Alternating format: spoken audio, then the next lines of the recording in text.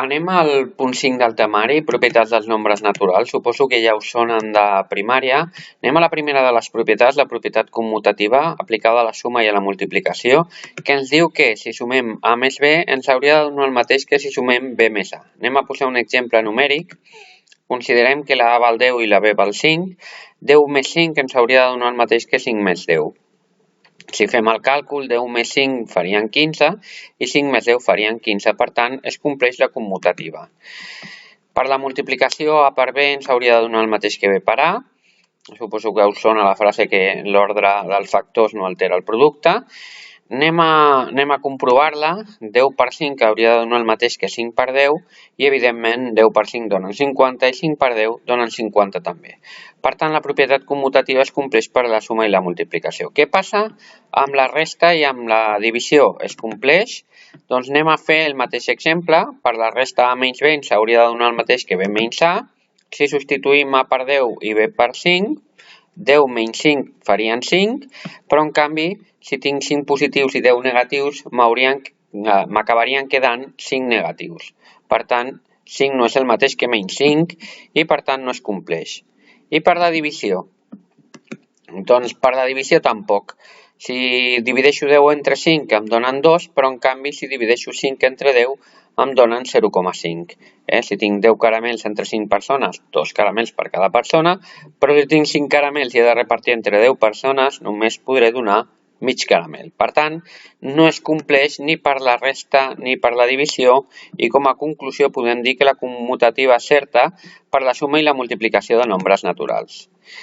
Aquí ens proposa Zoe, un alumne, un TikTok, que ens demostra això de que l'orden de los factores no altera el producte, però aplicat a la vida quotidiana.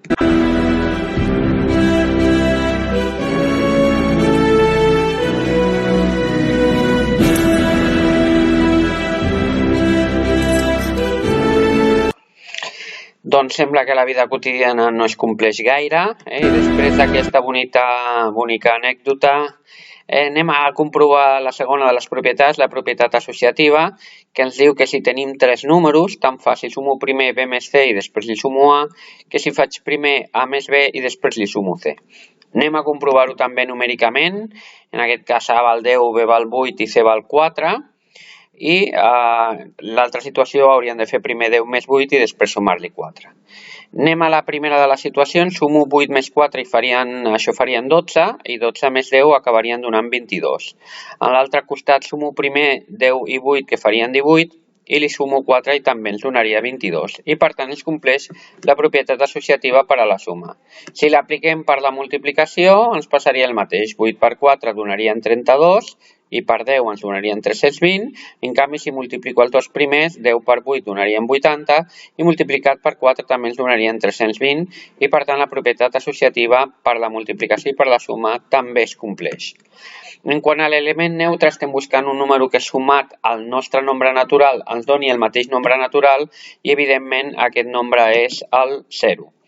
L'element neutre de la suma seria el 0, 3 més 0 donaria 3, fins i tot de la resta també, perquè 3 menys 0 també donaria 3. I l'element neutre de la multiplicació doncs, seria l'1, perquè 3 per 1 ens donaria el mateix nombre natural, ens donaria 3. També per la divisió, 3 dividit entre 1 també donaria 3. Molt bé. En quant a la propietat distributiva, que és potser la més curiosa de totes les propietats perquè barreja en aquest cas multiplicació amb suma, ens diu que si tenim 3 nombres i hem de fer aquesta operació d'aquí, podem sumar primer B més C i després multiplicar per A, o podríem fer A multiplicat per B i sumar-li A multiplicat per C. Anem a comprovar-ho numèricament, en aquest cas A val 10, B val 8 i C val 4, 8 més 4 donarien 12, que multiplicats per 10 donarien 120, o puc fer també 10 per 8, que farien 80, 10 per 4, que farien 40, i 80 més 40 també ens donarien 120. Per tant, la propietat distributiva també es compleix. I si ho fem per la resta, doncs també es compleix. Fixeu-vos, en aquest cas, amb els mateixos números, 8 menys 4 serien 4, que multiplicats per 10 donarien 40, i en aquest cas aquí 10 per 8 serien 80, 10 per 4 serien 40 i 80 menys 40 donarien 40. Molt bé. Doncs fins aquí les propietats dels nombres naturals. Al proper punt del temari el que farem serà l'extracció de factor comú.